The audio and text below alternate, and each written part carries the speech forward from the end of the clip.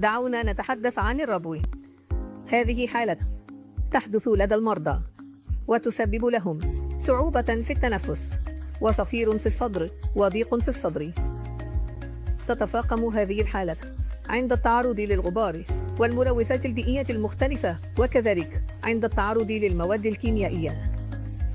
وأحياناً عندما يكون لدى عائلات المرضى تاريخ من الربو، قد يكون لدى المريض أيضاً ميل لتطوير الربو. الربو هو حالة يمكن السيطرة عليها باستخدام الأدوية المناسبة، والركيزة الأساسية لعلاج الربو هي استخدام أجهزة الاستنشاق.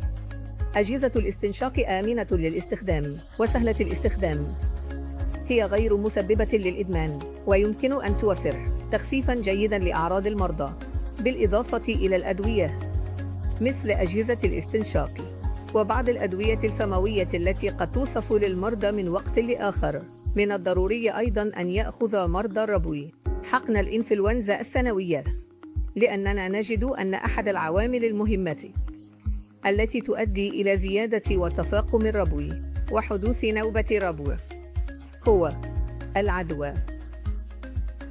وأحد أنواع العدوى الشائعة التي نواجهها هي العدوى الفيروسية، والإنفلونزا هي أحد هذه الفيروسات التي قد تؤدي إلى نوبة الربو.